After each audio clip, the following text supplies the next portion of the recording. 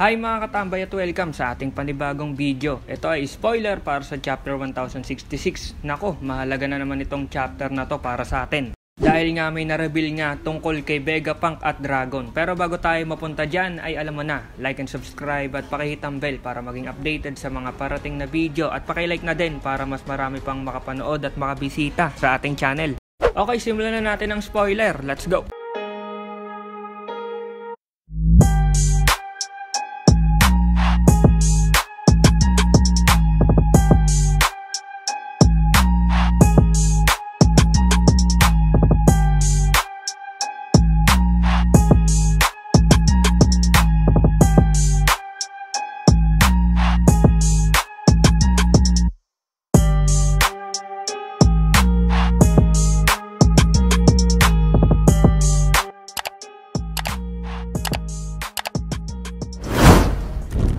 Ayon sa spoiler, ang title nga ng parating na chapter ay The Will of Ohara. Naku, mukhang may mga malalaman tayo tungkol sa Ohara incident at mga sikreto na di nalalabas nga ng Marines. Nasabi sa spoiler na itong si Dragon at si Vegapunk ay magkasama nung nangyari yung Ohara incident. Nang atakihin at burahin nga sa mapa yung lugar, pati nga daw si Professor Clover ay kilala nga nung dalawa. Siguro yung dalawa na to ay isa sa mga scholar ng Ohara. Pagkatapos nga nung pag-atake sa Ohara, itong si Dragon dahil siguro sa galit doon sa ginawa ng world government ay nagbuo nga daw itong si Dragon ng grupo na ngayon nga ay kilalang Revolutionary Army. Sinabi din sa spoiler na may mga giant na nakapagligtas nga ng mga libro galing sa Ohara at dinala ito sa Elbap. At yung namumuno nga daw sa kanila ay isang tao na balot ng bandage sa katawan. Sino kaya ito? May naiisip na ako para sa taong ito, sabihin ko mamaya mga katambay. At sa panghuling spoiler ay ito ngang si Luffy ay narating na yung lugar ng totoong Vegapunk.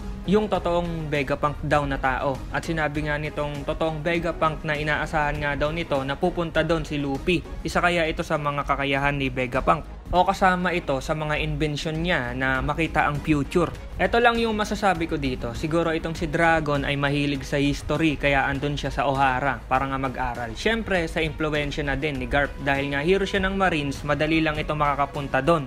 At nasabi nga doon sa spoiler na dahil nga doon sa nangyari sa Ohara, itong si Dragon ay nag-aalsa at bumuo nga ng grupo para labanan ng world government. Siguro dahil doon sa nangyari sa mga kaibigan niya din sa Ohara. Alin man doon, pero posibleng tumama dito ay isa si Dragon sa Marines dati. Panigurado na isa lang yung Ohara incident sa dahilan nitong si Dragon at ang talagang dahilan nito ay ang kabaliwan na ginagawa ng world government kaya tumiwalag siguro itong si Dragon dahil nga di niya matiis yung di makataong gawain ng world government. At ito pa yung namumuno nga dun sa mga giant ng Elbap na humakot sa mga libro ng Ohara. Ang naiisip ko lang dito na tao na posibleng tumama ay yung sinasabi ni Kid na taong namarkahan nga ng apoy. E diba yung Ohara nasunog dahil nga dun sa pag-atake ng Marines. Doon siguro nakuha ng tao na yon yung marka niya. At nasabi pa na puno ng bandage yung katawan niya. Malamang siya to. Sino kaya itong taong to? Bagong karakter kaya o dati nang pinakita? Marami pa tayong malalaman sa parating na chapter at napaka-exciting ng mga kaganapan. Kaya abang tayo sa full chapter mga katambay. Okay, salamat sa pagnood mga katambay at see you sa next video. Over and out!